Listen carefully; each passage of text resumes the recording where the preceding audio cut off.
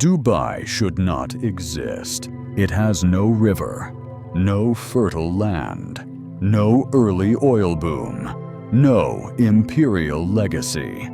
For most of history, it was a minor settlement clinging to a shallow creek on the edge of the desert. By every traditional metric of power, it was irrelevant. And yet, in less than half a century, Dubai became one of the most connected financial and commercial hubs on Earth.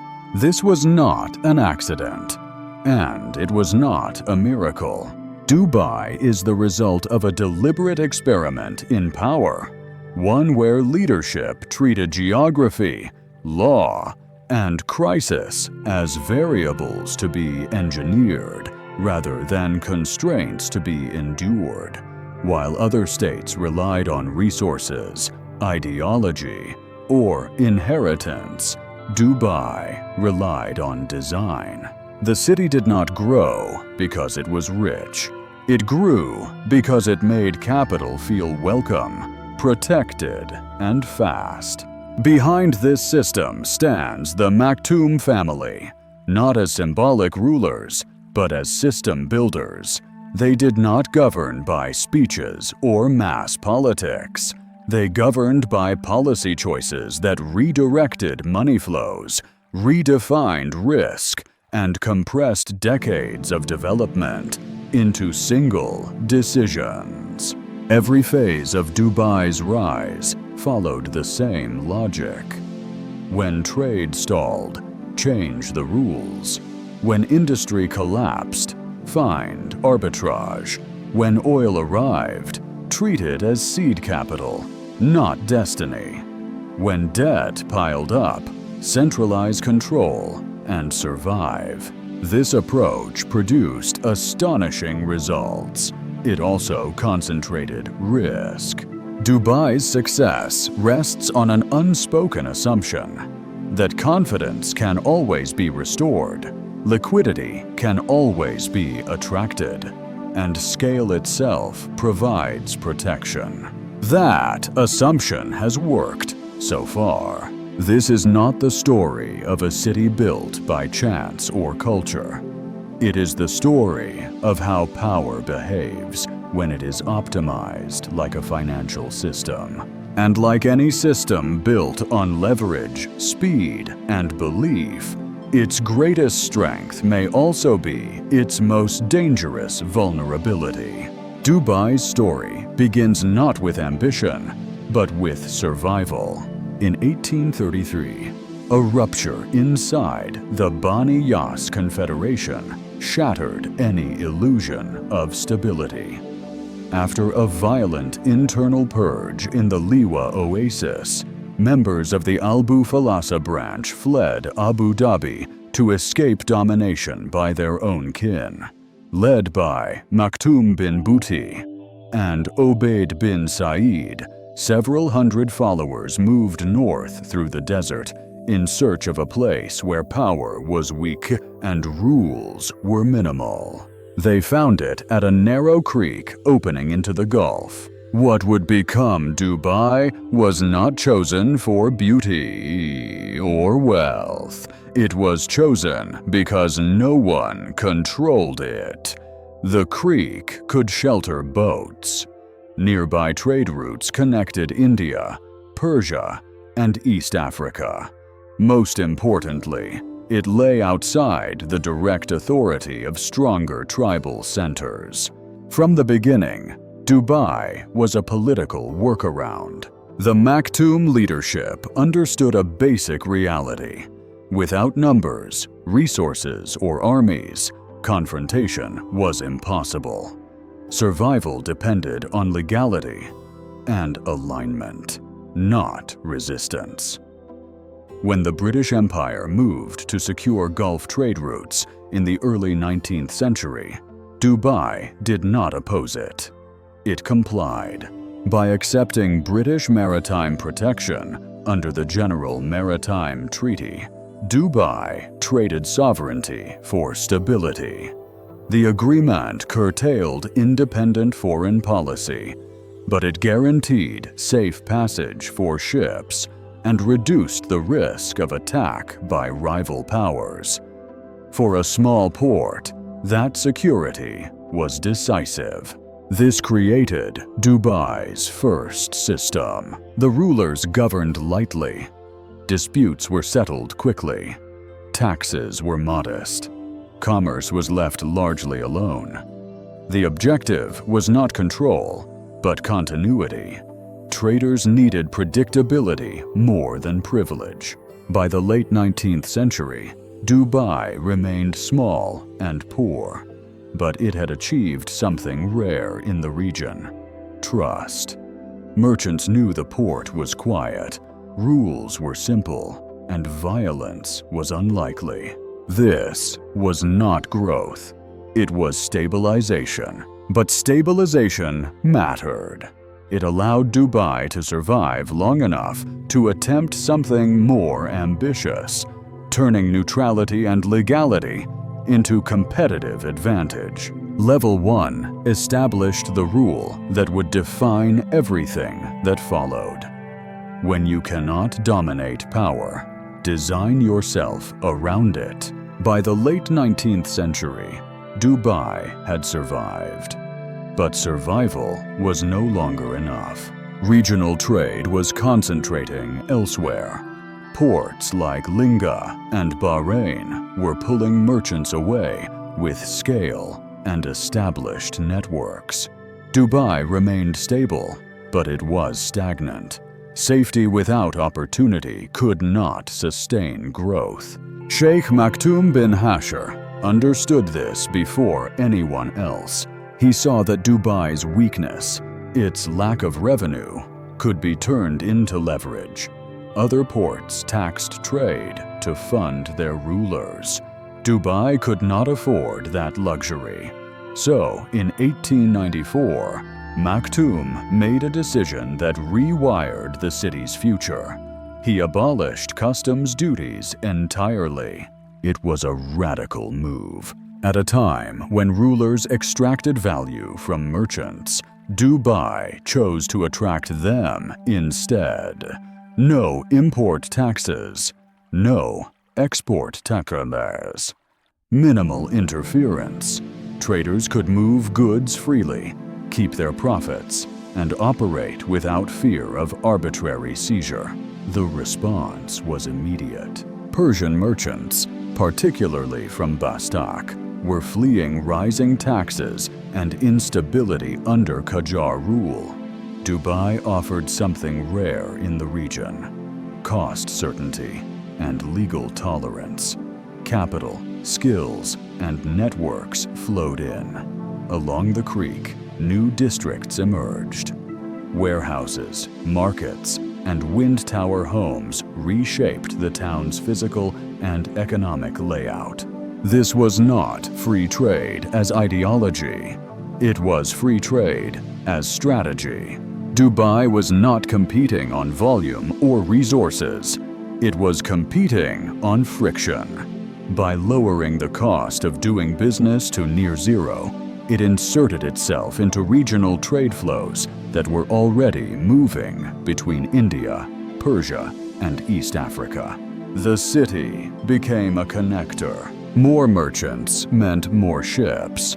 More ships meant more relevance. And more relevance reinforced British protection, closing the loop between security and commerce. Dubai had done something critical. It manufactured advantage where none naturally existed. This was the first moment the Maktoum system moved beyond survival and into design. Law was no longer just protection. It became a growth engine. From here on, Dubai would not wait for opportunity. It would create it by rewriting the rules. The Freeport strategy worked, but it created a new vulnerability.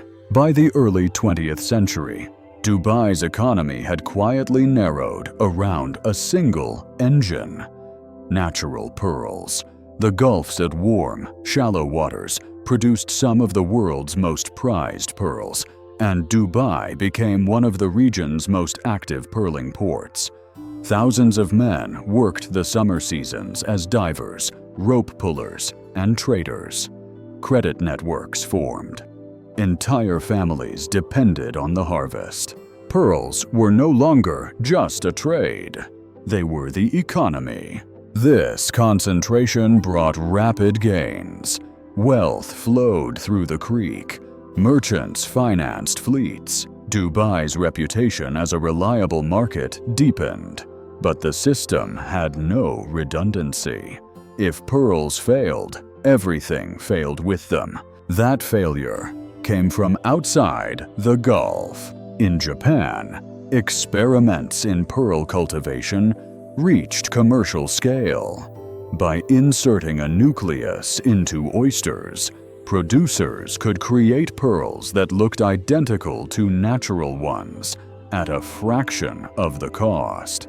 By the 1910s, cultured pearls began entering global markets. Buyers in Bombay and Paris could no longer justify the premium for natural Gulf pearls. Prices collapsed. What had taken generations to build unraveled in a few years. Boats stayed docked. Divers lost work. Merchants were left with unsold inventory and mounting debts. Credit froze. The city that had thrived on trade suddenly had nothing to trade. For Dubai, this was a systemic shock. The collapse exposed a hard lesson.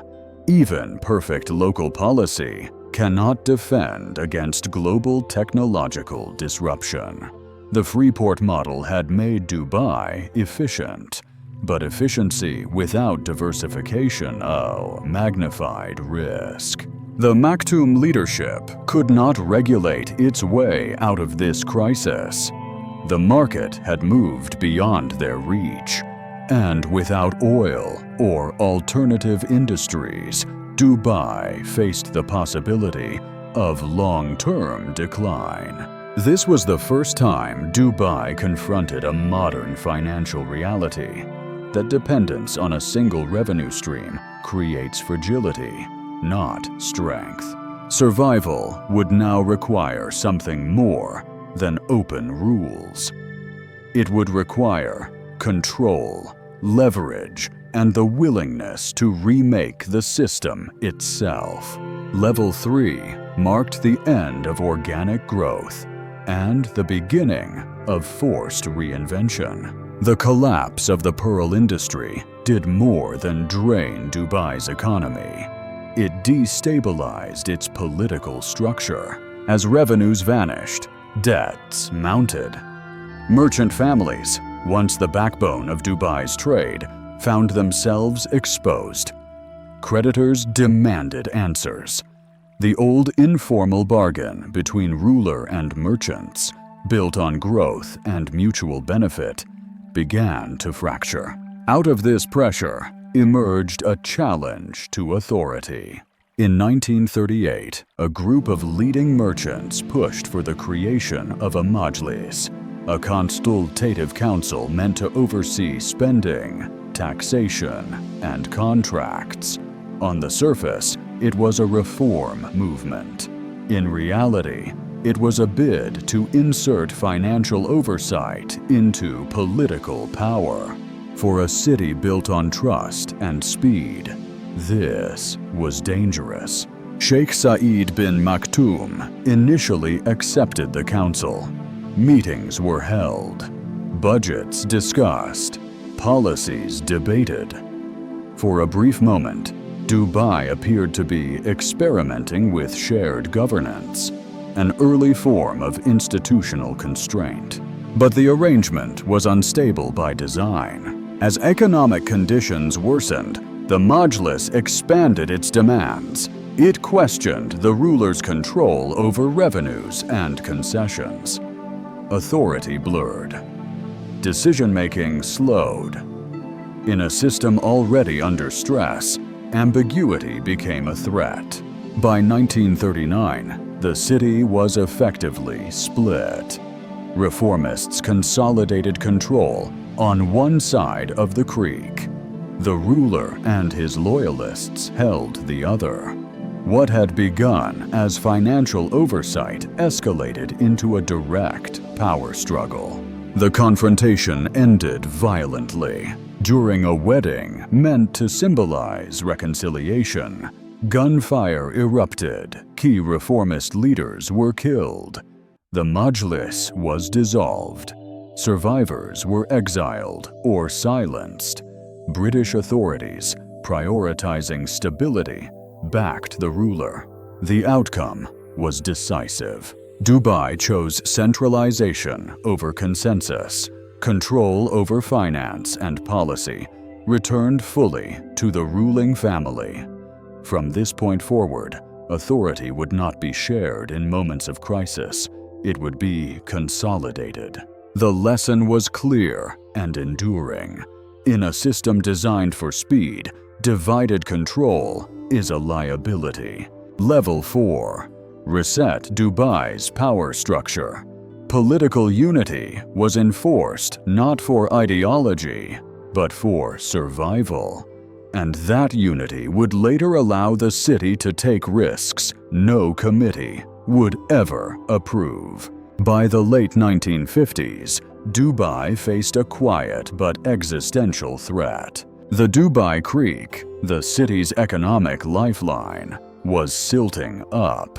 Larger cargo vessels could no longer reach the markets of Dira and Bur Dubai. Ships began diverting to Bahrain and Kuwait, ports with deeper harbors and growing capacity. For a city dependent on trade, this was a slow-motion collapse. Sheikh Rashid bin Saeed Al Maktoum understood the risk immediately. Without the creek, Dubai would lose relevance. And without relevance, the free port model would fail. The solution was obvious. The means were not. Dubai had no oil revenue and limited reserves. Still, in 1959, Sheikh Rashid made a decision that defined his rule. He borrowed heavily to dredge and deepen the creek. The loan, around £400,000, was enormous by local standards and came with no guarantee of success. This was not maintenance. It was a wager. British engineers were brought in. Mechanical dredgers cut through thousands of tons of silt, widening and deepening the channel from the Gulf to the heart of the city. For nearly 2 years, Dubai lived on borrowed money and uncertain outcomes. When the project was completed, the effect was immediate. Larger ships returned. Cargo could be unloaded directly into the markets. Trade volumes surged. Merchants who had left began to return. The creek was transformed from a bottleneck into a multiplier. Dubai had discovered a powerful principle. Infrastructure could function as leverage. The dredging did not just restore trade, it expanded it. By increasing capacity, Dubai captured flows that had bypassed it before. Debt, in this case, did not weaken the system. It unlocked growth. Level 5 marked a turning point. For the first time, Dubai deliberately used borrowed capital to reshape its future. This was not risk avoidance, it was risk deployment, and it established a pattern that would repeat again and again. When relevance is threatened, borrow, build, and force the system to expand. The dredging gamble restored Dubai's relevance, but relevance alone was not enough to generate momentum. In the early 1960s, Dubai encountered an opportunity created not by innovation, but by contradiction in global rules. In 1962, India, facing a severe foreign currency shortage, banned gold imports to protect its reserves. For Indian households, This created a crisis. Gold was not a luxury. It was savings, insurance, and cultural security. Demand did not disappear. It went underground. Dubai's merchants recognized the opening immediately. The city had free trade policies, light regulation, and growing port capacity. Gold could be imported legally from London, Switzerland, and Beirut, then quietly moved onward across the Arabian Sea. What emerged was a transit economy. Small wooden vessels carried gold bars concealed beneath ordinary cargo. Shipments moved at night. Networks stretched from Dubai to India's western coast, where the metal re-entered the market through informal channels. Nothing about the gold itself was illegal when it arrived in Dubai.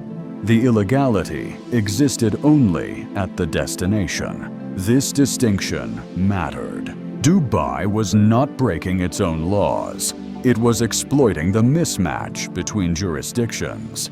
Regulation in one country created profit in another. The city became an intermediary between legality and demand. By the late 1960s, an estimated 100 to 200 tons of gold passed through Dubai each year. The profits revived markets, financed construction, and restored confidence after decades of instability. Dubai gained a new identity: the City of Gold. The leadership did not openly endorse smuggling. They did not aggressively suppress it either.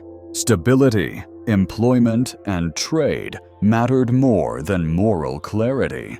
The gray zone was tolerated because it worked. Level 6. Institutionalized a critical lesson. Economic growth does not require clean systems, only functional ones. As long as transactions remained legally defensible within Dubai's borders, the system could operate. This phase embedded Dubai deeper into global flows of risk and capital. It also normalized a dangerous principle.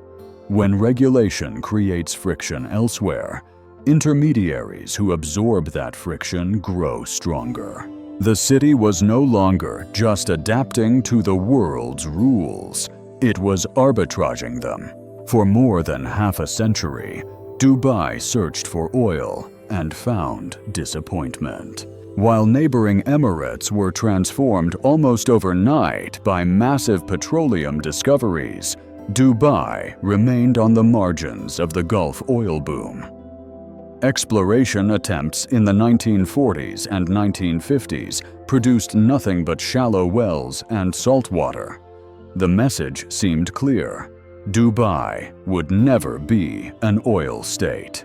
That assumption changed in 1966. Offshore drilling at the Fateh field finally struck oil in commercially viable quantities.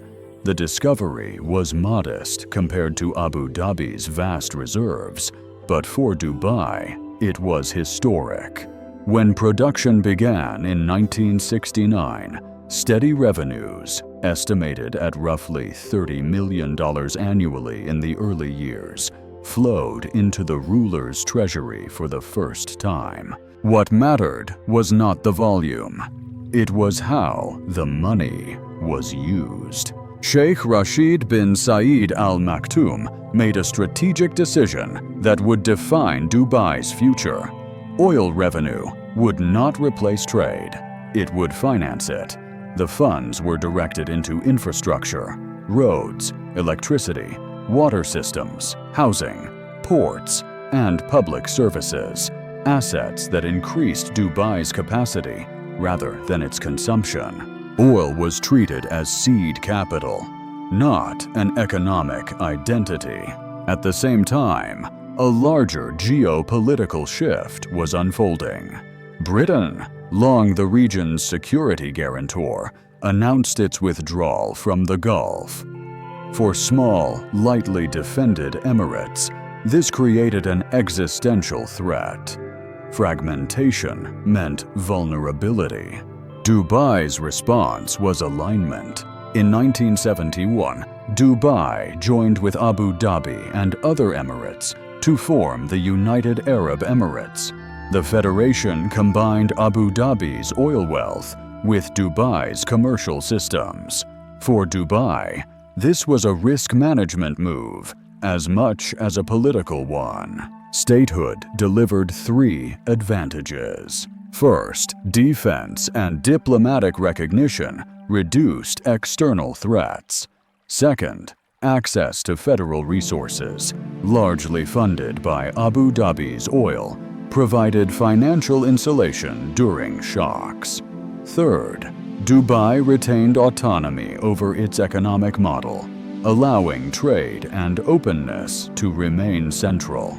This balance was critical. Dubai now operated with state power behind it, without becoming dependent on a single resource. Oil and federation support lowered downside risk, while trade and infrastructure preserved upside potential. Level 7 marked Dubai's transition from adaptive city-state to structured political economy. The city had survived without oil. Now, with oil and state backing, it could scale. But the core logic remained unchanged. Resources were temporary, systems were permanent, and every dollar of oil revenue was deployed with the same question in mind: how to turn a finite advantage into lasting leverage. By the early 1980s, Dubai had solved its survival problem. It had ports, infrastructure, state backing, and relative stability. What it did not yet have was a scalable growth engine. Oil revenues were flattening, trade margins were tightening, competing ports across Asia were modernizing fast. Sheikh Rashid, and increasingly Sheikh Mohammed bin Rashid, recognized a critical risk. Without a new system, Dubai would peak early, and fade into regional irrelevance. The response was not expansion, it was redesign. In 1985, Dubai launched the Jebel Ali Free Zone, JAFZA, a policy structure unlike anything in the region. For the first time in the Middle East, foreign companies were allowed full ownership of their businesses. There were no corporate taxes, no income taxes, and no restrictions on capital movement. Regulation was centralized, predictable, and fast. This was not deregulation driven by ideology. It was precision engineering. Dubai identified the exact friction points that slowed global capital: ownership risk, legal uncertainty, bureaucratic delay, and eliminated them in a single, coherent framework. JAFZA was placed directly beside Jebel Ali Port, physically integrating logistics, manufacturing, and export into one closed system.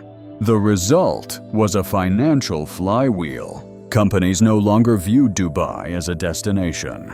They viewed it as infrastructure. Goods could arrive, be processed, financed, and re-exported without ever leaving a low-friction environment.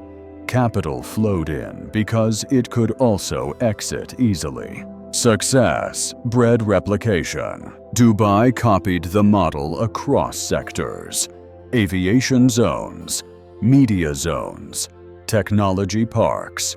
Each free zone operated with tailored rules, sector-specific regulators, and legal guarantees designed for a particular class of investor. The state did not impose uniform governance. It modularized it. The most consequential iteration was the Dubai International Financial Center, DIFC. Inside DIFC, Dubai imported an entirely different legal system: English common law, independent courts, international judges, financial regulation aligned with London and New York, not the region. Global banks and asset managers did not need to adapt to Dubai. Dubai adapted to them. This was governance as product design. Risk was compartmentalized. Disputes were isolated. Capital attraction became systematic. Dubai no longer depended on individual rulers making deals. It ran on institutionalized incentives. Level 8 marked a structural transformation. Dubai stopped behaving like a city that trades. It became a platform that processes global business. But this architecture carried a hidden cost. By optimizing for speed, openness, and inflow, Dubai bound its fortunes to global capital cycles. Free zones reduced friction, but they also magnified volatility. From this point on, Dubai's growth would be powerful, scalable, and repeatable. It would also be fragile in exactly the way modern financial systems are fragile. When confidence moves, capital moves faster. By the early 1990s, Dubai had completed its transformation into a business platform. Trade was diversified. Free zones were functioning. Capital was flowing. The next step was escalation. Under Sheikh Mohammed bin Rashid Al Maktoum, Dubai shifted from facilitating global business to competing for global attention. The objective was no longer efficiency alone. It was positioning. Dubai needed to be visible, unmistakable, and impossible to ignore. The tool was leverage. Dubai adopted a simple but aggressive financial model. Borrow large sums, build landmark infrastructure fast, and use rising asset values to finance the next wave of projects. Government-linked entities, Dubai World, Nakheel, Dubai Holding, became the engines of this strategy, raising capital through international debt markets. This was balance sheet growth at a city scale. Mega projects followed in rapid succession. The Burj Al Arab redefined Dubai's image as a luxury destination. Emirates Airline expanded aggressively, turning Dubai into a global aviation hub. Palm Jumeirah and later the World Islands pushed engineering and marketing beyond precedent. The Dubai International Financial Center attracted global banks and capital markets. Each project served a dual purpose. Physically, it expanded capacity. Symbolically, it reinforced confidence. Rising property prices validated the model. Debt was refinanced easily. New borrowing funded new construction. As long as global liquidity remained abundant, the system appeared self-sustaining. But leverage compresses time. Dubai's growth was no longer incremental. It was exponential and dependent on continuous access to credit. Risk accumulated across interconnected entities, often implicitly backed by the state. While balance sheets were technically separate, markets assumed sovereign support. This assumption was crucial. By the mid-2000s, Dubai had become a case study in modern financial acceleration. Capital inflows were massive. The skyline transformed almost overnight.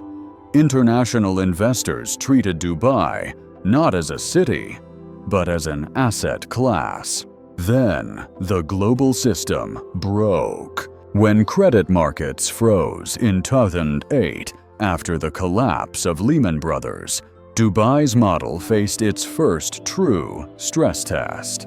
Liquidity vanished. Refinancing stopped. Property values fell sharply. Debt that had been manageable under expansion became destabilizing under contraction. In 2009, Dubai World announced it could not meet obligations totaling roughly 26 billion. The shock was immediate. Dubai's rise had been powered by leverage, confidence, and speed. In a crisis, those same forces reversed direction just as quickly. Level 9 revealed the trade-off embedded in Dubai's strategy. Leverage had enabled scale beyond its natural limits. But it had also tied the city's fate to global financial cycles it could not control. The era of uninterrupted ascent was over. The moment global credit seized up, Dubai's entire financial architecture was exposed. For nearly 2 decades, the city had grown by converting confidence into capital. Debt-funded infrastructure. Infrastructure inflated asset values. Rising values justified more debt. It worked until liquidity disappeared. In late 2008, the collapse of Lehman Brothers froze international lending markets. Banks stopped rolling over short-term debt. Investors rushed to reduce exposure. For highly leveraged systems, speed turned from advantage into liability. Dubai was one of them. Government-linked conglomerates, Dubai World, Nakheel, and Dubai Holding, had accumulated tens of billions in obligations, much of it denominated in foreign currency and dependent on constant refinancing. These entities were legally separate from the state, but in practice widely assumed to carry implicit sovereign backing.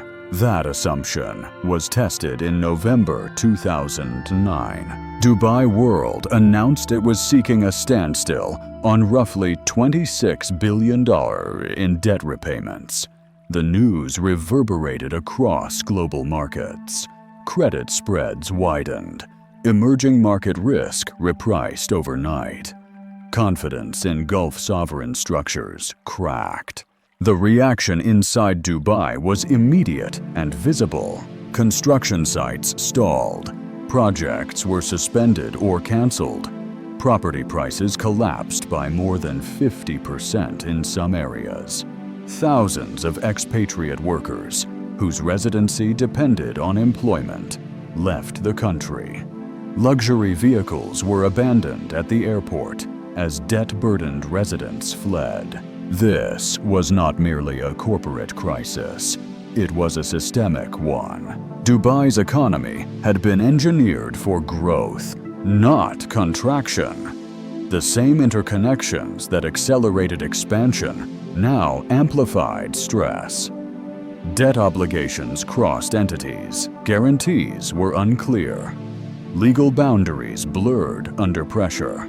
At this point, the city faced a binary outcome. Either the system would be allowed to fail, destroying confidence in Dubai's business model for a generation, or external support would intervene. The intervention came from within the federation. In December 2009, Abu Dhabi, leveraging its oil-backed sovereign strength, provided $10 billion in emergency financing through the UAE Central Bank. The funds stabilized Dubai World and allowed critical debt restructuring to proceed. The symbolism mattered as much as the money. When the world's tallest building officially opened weeks later, it was renamed Burj Khalifa, signaling both gratitude and political reality. Dubai survived, but not Allah. Level 10 exposed the final boundary of the model. Dubai had proven it could grow faster than history, but it could not out-leverage global finance without consequence. The crisis forced a recalibration. Projects slowed. Governance tightened. Debt management became explicit rather than assumed. Growth would continue, but under different rules. The system did not collapse. It was absorbed. And in global finance, absorption is the quietest form of rescue and the most revealing. Dubai did not collapse in 2009. It adapted. The crisis exposed what Dubai truly is, not just a city, but a financial system designed to convert openness into capital and speed into scale. When global liquidity vanished, the system stalled. When state power intervened, it restarted under tighter constraints. That cycle defines Dubai's long-term risk. Today, the emirate is more diversified, more disciplined, and less reliant on speculative real estate than before 2008. Debt structures are clearer. Governance is firmer. Markets price risk more accurately. On paper, the system is stronger. But systemic risk does not disappear. It shifts. Dubai's success still depends on forces beyond its control. Global capital flows, geopolitical stability, and sustained confidence in centralized, state-backed platforms. Its scale now provides resilience, but also wider exposure. Shocks travel faster through integrated systems. Dubai is no longer an experiment at the margins. It is embedded in global finance, trade, aviation, and wealth management. The lesson is not that ambition failed. It is that systems built for speed must eventually face stress. History suggests Dubai will survive future crises, just as it has before, by recalibrating rules, consolidating authority, and absorbing pressure upward. The real question is structural. As systems grow larger and more interconnected, failure becomes unacceptable and therefore more costly. Risk is not eliminated. It is redistributed. In the next global shock, Dubai is unlikely to fall, but survival will once again come at a price, paid quietly, across markets, states, and time.